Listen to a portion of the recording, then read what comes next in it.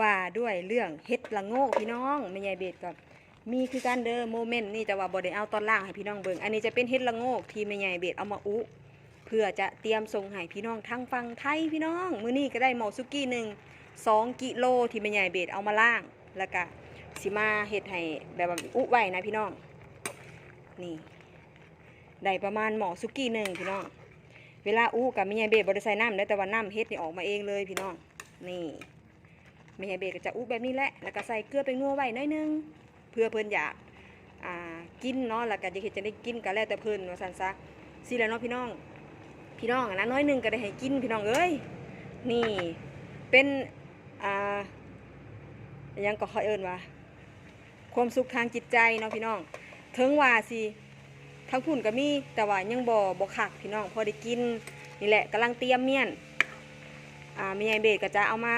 เข้าตู้แช่แข็งไว้ความคิดแม่ใหญ่เบ็ดนะแบบเป็นไข่นะมันบ่อยากแซ่บแบบเป็นดอกนะพี่น้องหรือว่าก็แล้วแต่ผู้มักเนาะอันนี้ก็จะมีปนเปกันไปอันนี้จะเป็นแบบดอกแบบใหญ่แล้วก็บ่แม่นดอกแก่เด้อพี่น้องเพราะว่าเฮ็ดละโงกนี่ฮะห้าก็ออกพี่น้องถามมาเบิ่งขั้นตอนต่อไปเนาะแม่ใหญ่เบ็ดจะมาแพ็คใส่ถุงแล้วก็ไปนอกใส่ตู้แช่แข็งไว้พี่น้องแล้วก็บัดเวลาเฮาเดินทางเฮาก็สิเอาไปฝากพี่น้องเฮาอยู่ทางฝั่งไทยสุรินทร์นั่นเองพี่น้อง